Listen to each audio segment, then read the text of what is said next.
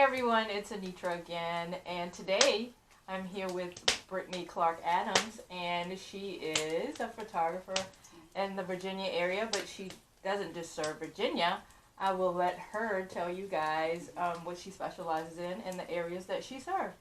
Hi, I'm Brittany, and I run DesignsbyBritt photography studio right here out of Mechanicsville. We are the east end of Richmond, but I serve all of the Virginia, D.C.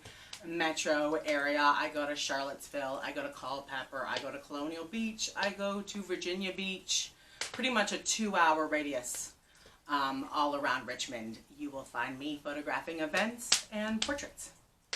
Thank you, Brittany.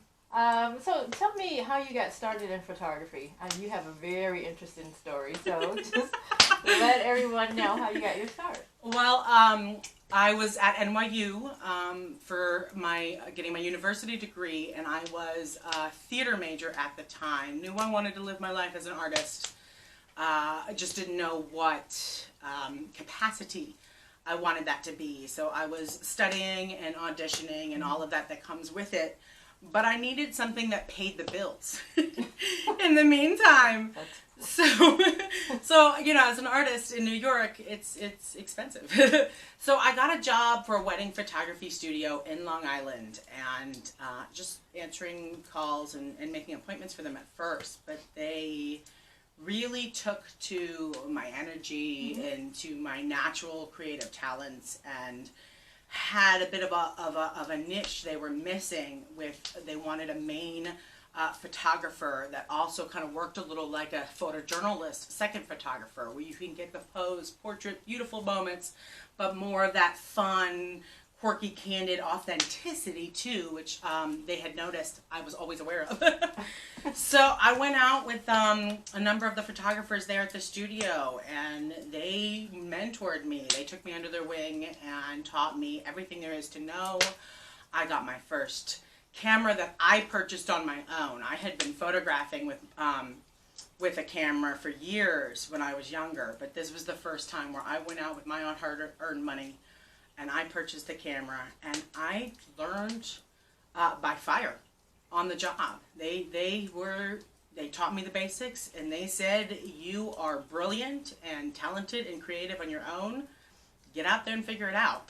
And honestly, that's the best way to learn. As long as you have someone helping you with the fundamentals and the dynamics behind the scenes, trial by fire is the best way I have found to learn any skill, because you learn by actually doing it and executing it. Yeah, hands-on is, I think, the perfect way to learn as well. I mean, there are different ways to learn, of course, but yeah. I agree with that hands-on, because you get in there and you see and you experience. Especially weddings and events. Yeah.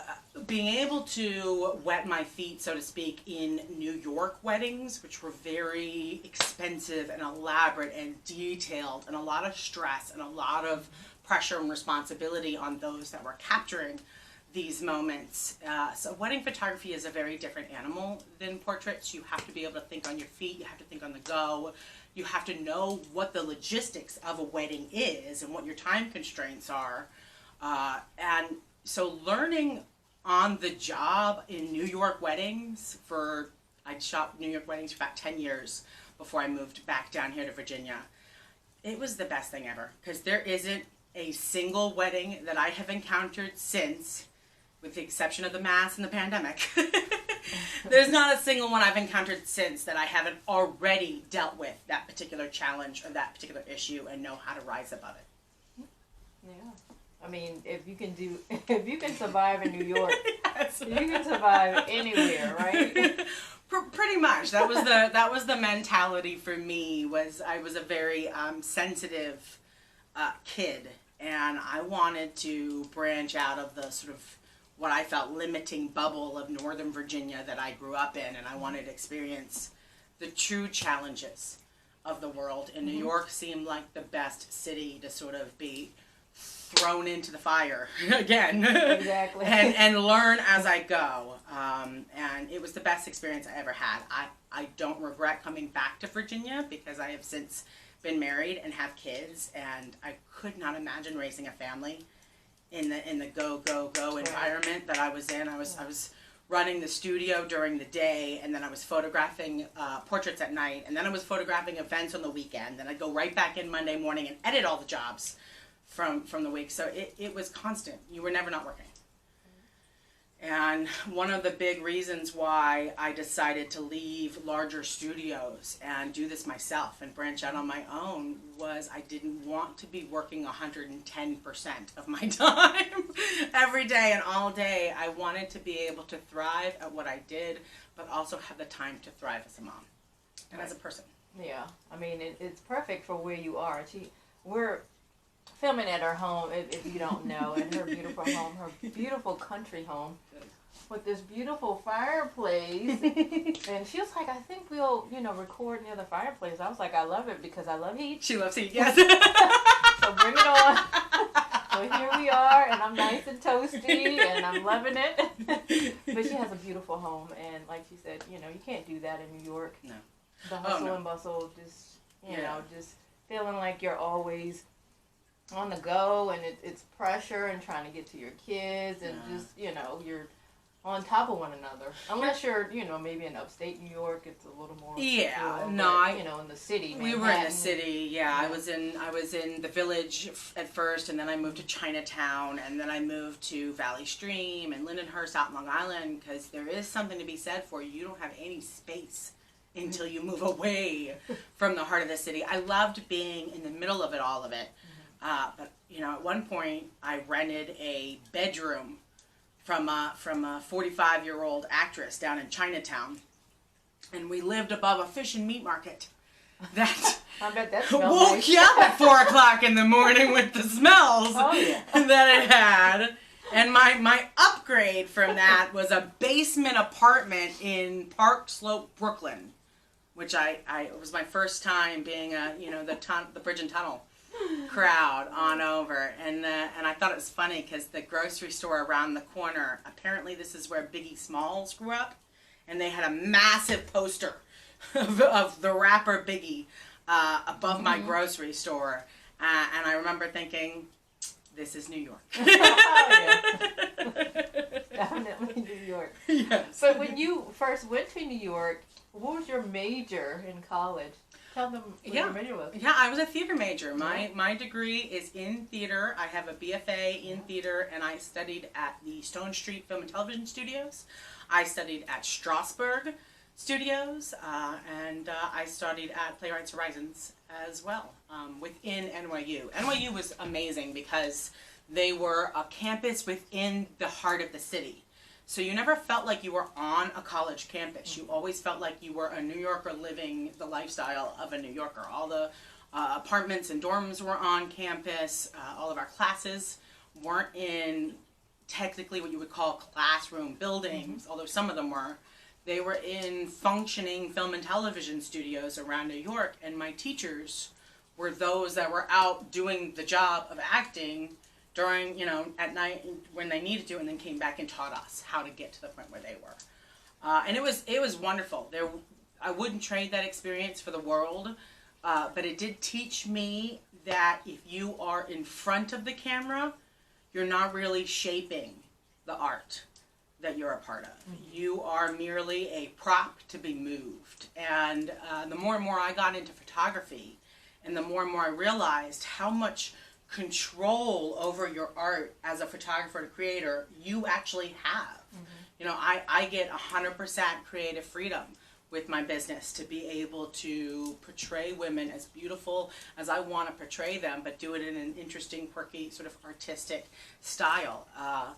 Only putting myself behind the camera did I get that kind of creative control and freedom. And that's really, I think, what I was craving. I thought going out to New York and being on the stage and embodying someone else for a little while and making people feel that way was my calling. But I was at the mercy of whatever my director or my acting teacher or my choreographer or my coach was telling me to do at all times. Only when I went behind the camera could I start shaping the kind of art that I wanted to make and create it in such a way that those same emotions that I wanted people to feel, they could get through my pictures. And that's probably why, a lot of the actors and actresses, they want to direct. They moved to directing, Right. yes. It was definitely an outlet. When I came through, it was, you had Ben Affleck and Matt Damon writing their own scripts so that they could play the roles that they wanted. There was something to be said for most of the girls that I trained with. We didn't really think in terms of that, but thankfully the industry is changing. And just society is changing. A lot of the actresses now that are coming up and probably like me thinking this is the way to create art to really get people to feel are coming up and realizing that the writers and the directors are the ones that really have the control over what it is you're emoting, what it is you're bringing to the audience. And thankfully, more and more girls are seeing that and wanting to delve more into the creative side of things, into filmmaking, into being directors, into being writers. Because, quite frankly, the lack of female roles was something even I felt, going to college in the early 2000s. If we're going to have more complex female characters in our films and in our plays, we really need more female writers and more female directors. Yeah, and so more, they control the narrative, what they want to put out there. Yeah, yeah. I agree. I think that I saw not too long ago that Halle Berry is directing. Oh, I'd love It's to see great. it. Yeah. I don't know what project it's for, but I was like, okay, yeah, it's about time. She's been in the industry for how long? I mean, it's been for decades Yeah. now. For decades. I feel like I'm blanking on the name, but there is there was a talented actress in movies in like the 90s, and she is now branching into writing and directing her own work, and it is incredible. And you have Shonda Rhimes. I mean, she's just Don't get me started about Shonda Rhimes. I could go on and on and on. I mean, with Bridgerton, I haven't watched it yet, but I just hear great things about it, so I'm gonna have to binge it. I fell in love with her when I watched Scandal, and I'm not normally a like soap opera-y kind of person. Right. I like historical drama. I'm a big Jane Austen, Charles Dickens, James Joyce, Emily Dickinson, Emily Bronte kind of person, but I don't know if it was Kerry Washington or that combination of Kerry's abilities plus Shonda's just way to tell and frame a narrative. I fell in love with that show. And so when I heard Shonda Rhimes had realized her own value and left ABC to branch off to Netflix and was actually getting 100% creative control and freedom over what she got to shape and tell, and that she was choosing historical period drama in the Regency era and being a Jane Austen fan, I was like, thank you, Shonda Rhimes. Thank you, Shonda Rhimes. And then it even blew my expectations out of the water. Yeah. And not only was Bridgerton incredible in terms of its writing, in its cinematography and the costuming, in its presence of creating sort of a cultural and a political and a societal reality that didn't really exist in Regency England in terms of how they dealt with people of color. She blew it out of the park, and I am endlessly grateful to her because now I'm reading about Sanditon. Jane Austen's unfinished novel is now getting its second season. I've heard there's going to be a reimagining again of Pride and Prejudice. I heard there's going to be a new Persuasion. Now all of my historical period dramas are coming back to the forefront. So thank you everyone who watched Bridgerton, and thank you especially to Shonda Rhimes. Like a high five to you. I don't know if you want to keep that, but that was fun.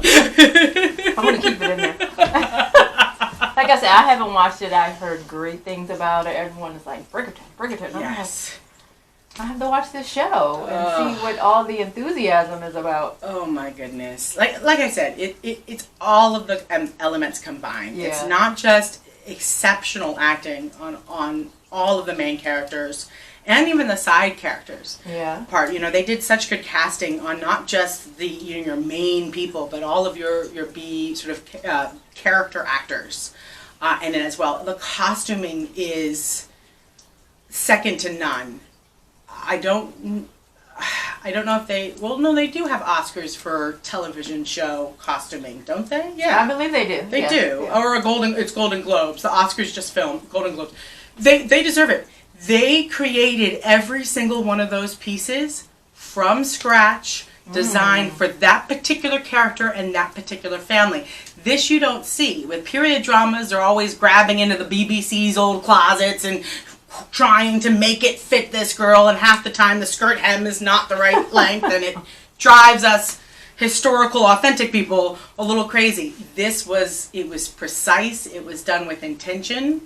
The costuming, second to none. Well, I mean, like you said, she has 100% control. So she's like, look, I want it to be accurate. She wanted it done right. Yep. She did. So she was like, I'm putting everything into it. Yeah. And they gave her the money to do it too. Bridgerton cost $5 million an episode to produce. $5 million an episode to produce. Well, that's a testament, right? Historical drama is expensive, which is why most people don't invest in it, because it's not like reality TV and you just throw it together and nobody cares because it was cheap to make. No, it's an incredibly expensive production, and it's a testament to how good she is. That Netflix was like, okay, $5 million episode, let's do it. And then they recouped 100 times what they invested in that show. I mean, it is the best choice. You can't go wrong with her. No. So, I mean, they certainly had faith in her. They knew she would deliver, and it sounds like she did. It's a classic example of someone who wasn't appreciated for exactly what they were capable of and what they could do. And I'm sorry, ABC and Disney, but you were short-sighted.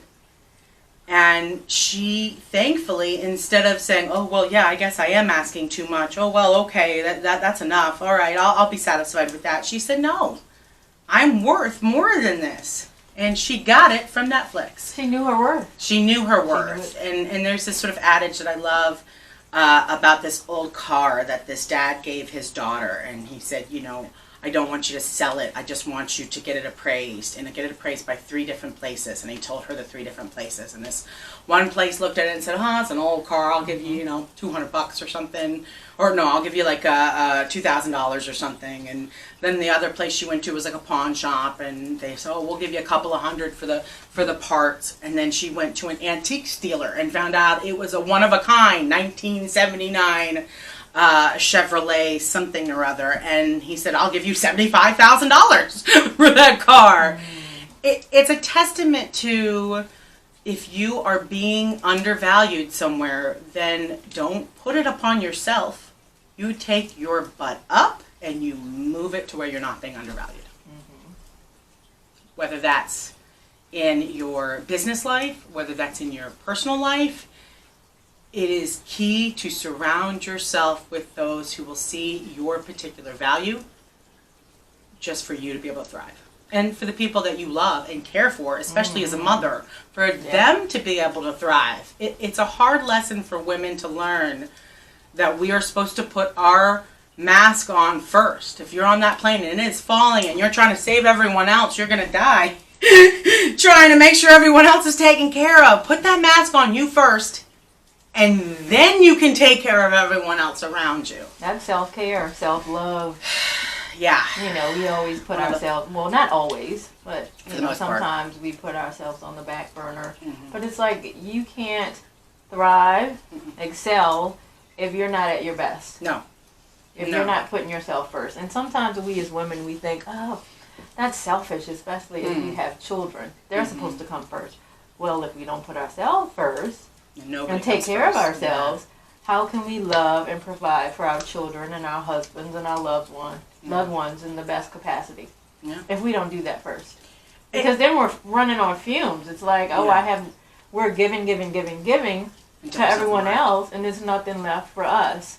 So take care of you first, and then you can be that better mom, better wife, better sister. It's a hard lesson to learn, I feel like, until you're really in the thick of it. Yeah. Until you're, I had 2 babies within 18 months of one another. So I literally had 2 kids under 2 for like a whole year. And I was starting my business. I was running a full-time business, 3,000 square foot home, 3-acre property. I run the family finances. I cut the wood. I build the fires. I do the cooking. I do the cleaning. It's a lot.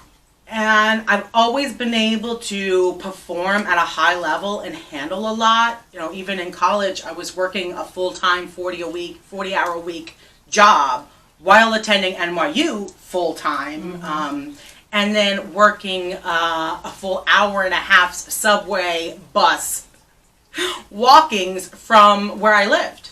I lived in Brooklyn, and I worked on the Upper West Side.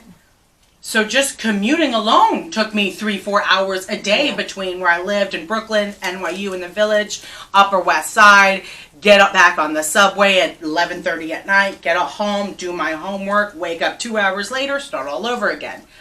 I had always been a person that functioned at a very high level.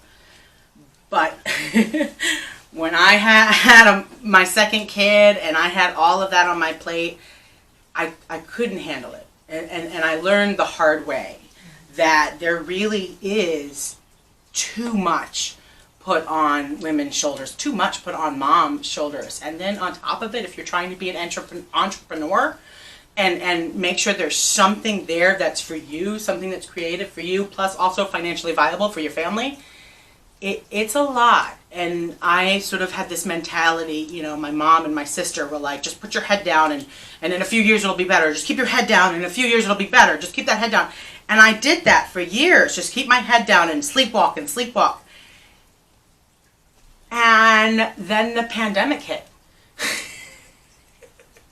And I finally looked up and I said, I can't keep living like this much longer. I can't thrive or even survive with just head down, head down, head down, head down, head down. And then I'm supposed to go through a year of a global pandemic that's brought my industry to its knees. I had to quickly change and pivot, not just my mindset for my business, but my mindset for my personal life, as myself, as for my family, just so that I could survive through it. And then I realized survival isn't enough. I want to be happy. I want to thrive. I want to have the same feelings myself that I give to so many women in what I do. I'd have so many women respond back to me and say, oh my gosh, I never felt that beautiful. I never felt that loved. I never felt that radiant. I never felt this. But I never really felt that within myself. So I had to really work on who I was to make sure that everything that I gave to the women that came in front of my camera was real and coming from a place that I understood at a visceral level. Yeah, you know, some people are just existing, they're not living. You know, you go through the day-to-day and you get into this routine, and then you fall into a rut, and it's like, okay, well, I'm just going through the motions. Yeah. And a lot of times you're not cognizant of it. Me pulling myself out of my head down phase and really kind of trying to come out of my shell is that there is this sort of mentality of, well, you're a mom, you should keep your head down. You're a mom, you just do. You're a mom, you don't think, you just do. Like our responsibility is not to care about ourselves. And so, and that's not something I get from you or from my friends or from the women that I know that are younger than me or that are my own age. It's from the older guard. It's from the you know, we put our heads down, we got through it. Why can't you get through it? And there is something to be said for that. You know, life is hard. You have to endure through it. But I kind of feel like when it comes to gender equanimity, it feels, and I hope it's okay that I say this, but it feels similar to me to the discussion we are having as a society now about race, about the idea of, oh, well, you know, it's not the right time, or they're pushing too far, or we you know, that we're not ready for that, or why can't they just be happy with what they have now? I feel like the same thing is really always being pushed back on women too. Like, how dare we want to be treated equally? How dare we want to have an equal say? And that shouldn't be true. It shouldn't be that I go from doing my job as a businesswoman to my job as a mom, to my job as the, you know, housekeeper, to my job as our chef, to my job as our financial planner, to my job as his wife, to then it's midnight and I've done all these jobs for everyone else. Where was there a moment for who I am and my job to myself? Yeah. Unfortunately, that's, like you said, it's societal. It's the expectation is you're the mom, you're the nurturer. You have all these responsibilities that you're supposed to take care of. The roles aren't supposed to be reversed, where the male can take on some of these responsibilities. Yeah. And unfortunately as well, sometimes it's women who can make you feel just as bad. If you're like, well, where's the me time? Yeah. Or I'm feeling a certain way about my children. And I've been vocal about it. I'm like, at times, and I've told my son too, sometimes I want to choke you. And if someone has issue with that, that's their issue, because all moms feel that way. Yeah. All moms at some point, they feel that way. They just don't vocalize it because they feel like they'll be shunned because they have those feelings. But you need to be able to speak on that. If you're feeling stifled and you're feeling like you're overwhelmed, you're underwater, you should be able to vocalize that to other women without feeling shame, into that. And I'm like, look, this is what it is. I'm Anitra, and I'm going to be honest about it. If I feel like I want to choke my son, I wouldn't do that. That's how I feel. If I feel like, okay, today, I'm not feeling you.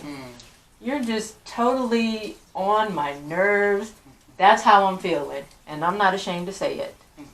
I haven't felt that way in a few days. Yours is in his 20s. Try one who is 5. When he was younger, I felt that way too. Yes. So it's like we should be, we should have that sisterhood as well. Yes. It's like, okay, I'm feeling this way. Can I talk to you about it? I feel like I'm drowning. Yeah. I need some help. We should be able to have that and not, again, feel shunned or shamed into feeling how we feel because we have all these responsibilities. Criticized because you're not feeling happy in every moment of your life. No, you're not. Especially if, people are like, oh, well, I thought you always wanted to be a mom. Okay, that doesn't mean I don't have days where it's just totally overwhelming to me. Yeah. It's interesting when you brought up that, because you knew you always wanted to be a mom. I think it's harder for women like me and. Well, I didn't say me. No, I know that. I'm sorry. I'm saying like some women. Yes. when you're not of that mindset. Like I was not the kind of girl that grew up imagining my wedding or what my kid was going to be like. I didn't want anything to do with that world. It felt very much to me like a prison, like a trap, being a mom and being a wife. At least the example that was set for me was that marriage is a prison for the woman, and the man can pretty much do whatever he wants, but she has to stay in her prison.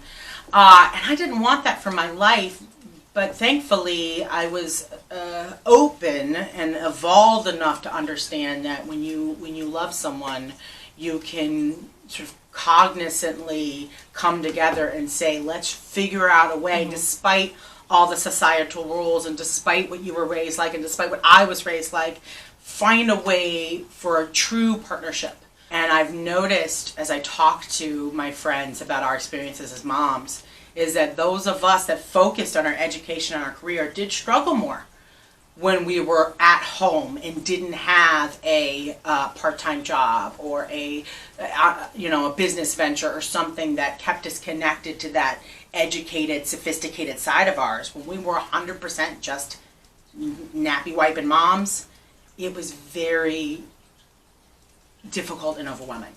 Whereas my friends that only ever wanted to be moms and didn't want to have jobs and really never had a career, they were posting all of these cool Pinterest projects they were doing together and going on 3-mile walks with their kids and looking beautiful in their selfies while doing it.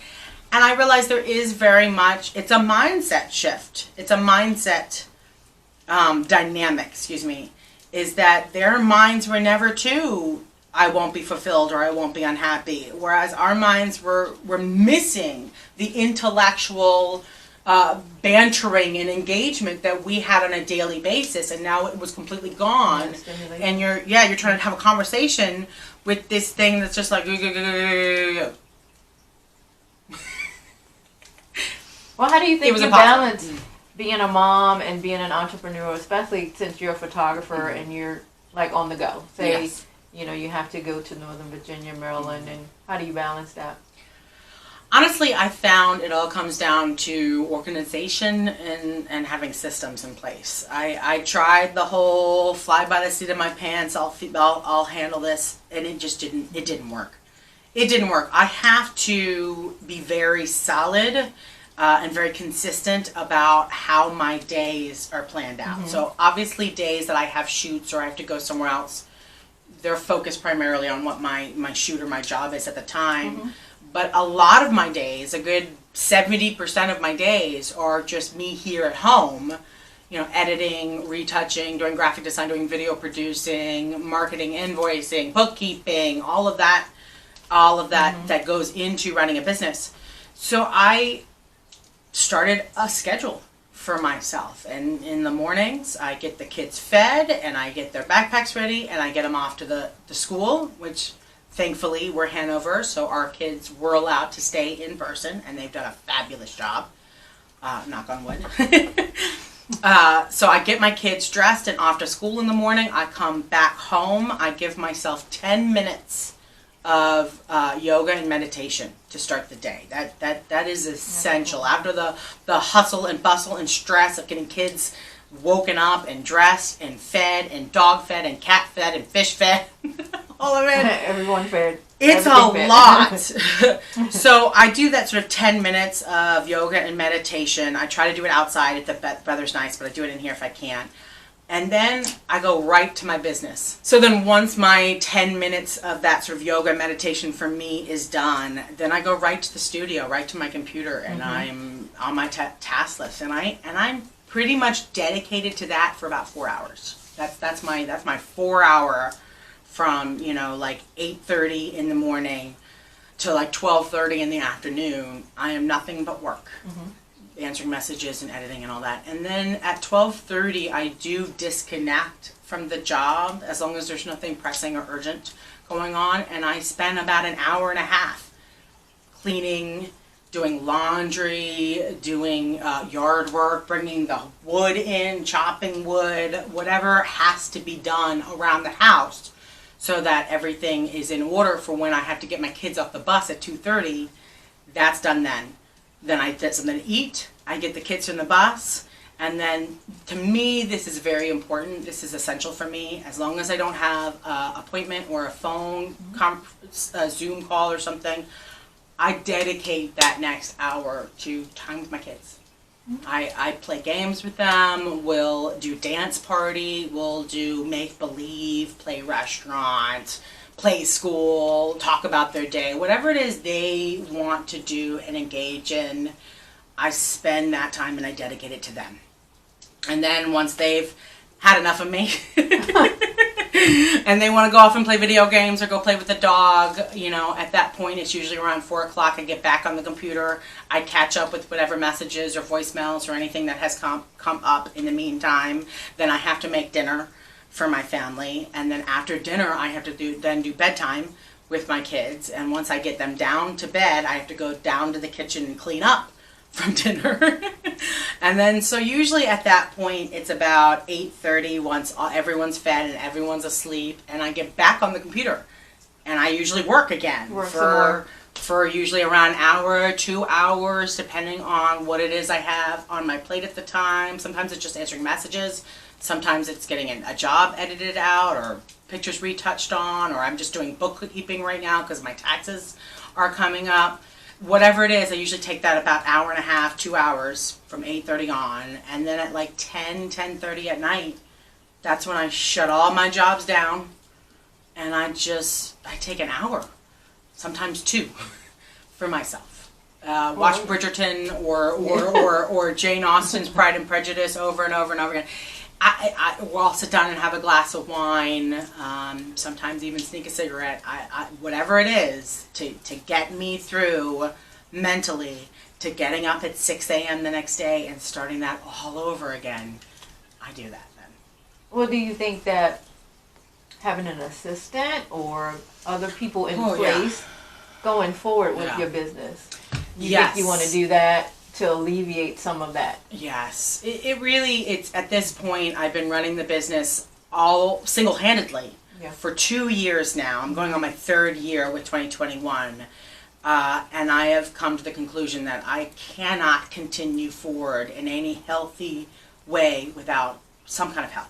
Yeah. And with my business, especially after a year of the pandemic, financially it's precarious. Some months I'm like, wow, this is great. After months it's down here, and I'm having to make up because the operating costs are to the point they stay the same month after month, whether you're down or up.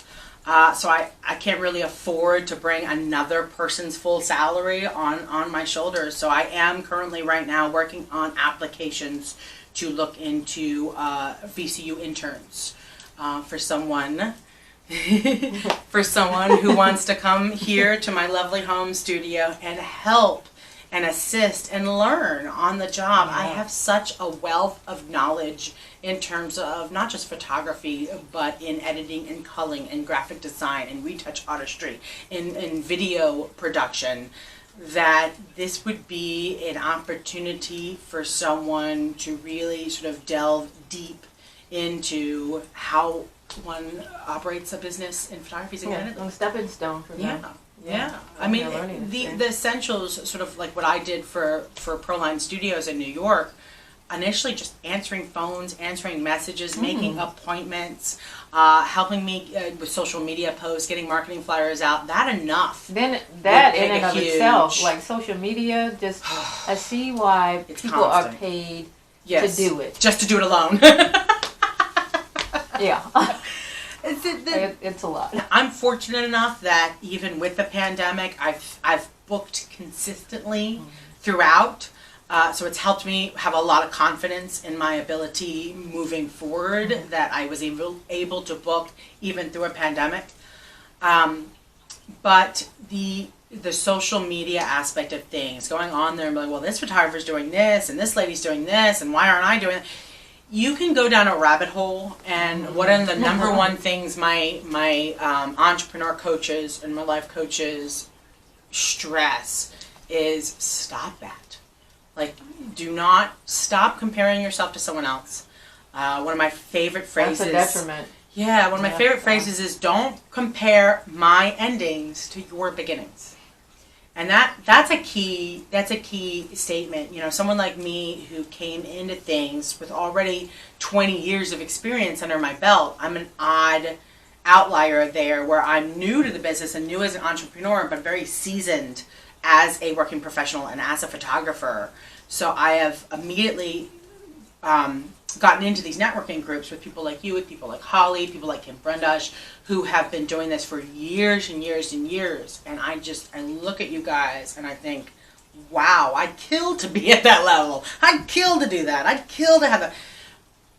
But I have to always remember, I'm newer, I'm starting out, I can't compare myself. I just can compare myself to how I was yesterday. You know, when I started this out, you're your competition. Yes, I look at who I was a year ago or who I was yesterday, and I compete with myself. Yep. As long as I'm continuing to grow as an artist, as a creative, and as a business professional, then I'm happy with where I am. Yeah. You know, I don't go on there anymore. I'm like, oh well, she's got 10,000 followers and I only have 1,000. I don't even. Yeah, followers don't necessarily mean revenue. So no, because you can pay for followers. You can. I remember learning that and going, well, then why do we work this way? That's absurd. Somebody should not. And sometimes it's just for clout. It's like, I have 1 million followers. Oh, okay. Good for you. So yeah, but take heed to that, guys. You're your own competition. You know, when you start to compare, you can go down that rabbit hole. Down the rabbit hole, and you don't want to do that because it just messes with you mentally and emotionally. It does, and it makes it harder for you to down the line be somewhat near where you want to be. You know, I never want to say veer off of your path. You get off of your path, and you know the people that are going to go far, in my opinion, are the people that are unique and creative and have their own particular edge to them. And if you're doing nothing but following other people on social media and trying to copy what they're doing, then you completely lost the number one thing that would make you unique or special. Yeah, you have to remember you're the secret sauce. Yeah. You know, you're the component. That's what it is. And you have to believe that. So when I was at NYU, I had this fascinating acting teacher who was incredible. I loved her. She was one of my mentors. And she gifted all of us with this Martha Graham quote. Martha Graham was a really famous dancer and choreographer. And it was really along the lines of what we were just talking about there, about you are the only person that has ever existed in this lifetime. You are entirely unique. Do not change that for someone else. Don't change it to fit in. Don't change it because your mother told you. Don't change it because your husband told you. Do not address that. And this is the quote. This is Martha Graham to Agnes DeMille, and as you can see, it is well weathered because I take it with me everywhere. I've had for 25 years. I've had this piece of paper with me, and I keep it right there on my studio so that I can always look at it if ever I feel like I'm questioning something about myself. There is a vitality, a life force, a quickening that is translated through you into action, and because there is only one of you in all time, this expression is unique. And if you block it, it will never exist through any other medium and will be entirely lost. The world will not have it. It's your business to keep it yours, clearly and directly, and to keep the channel open. You do not even have to believe in yourself or your work. You have to keep open and aware directly to the urges that motivate you. Always keep that channel open. No artist is pleased. There is no satisfaction whatsoever at any time as an artist. There is only a queer, divine dissatisfaction, a blessed unrest that keeps us more live and more marching than all the others. That's the perfect way to end this with Brittany. But I want you to tell the audience how they can reach you. I know you're not on social media as much, but you do have contact information. You can find me on social media. You can find me on Facebook, Instagram, Twitter, LinkedIn. I am not on TikTok, however. But it's Designs by Britt Photography, and you can find me at DesignsbyBritt.net. So that is DesignsbyBritt.net. And I want to thank Brittany for taking out the time to talk with me. It was a very engaging, always engaging conversation with Brittany. I just adore her, and I love our conversations and the time that we share together. Well, thank you for having me, because I absolutely adore any time I get to be in your beautiful presence. Thank you. Well. Yours as well. You know you're gorgeous. Stop it. So guys, you know how to reach me. If you don't, again, I'm on Instagram, I'm on Facebook, I'm on LinkedIn under NeeChic, and that will appear right after this video as well. And my website is NeeChicStyles.com. Until next time, guys. Thanks. Bye.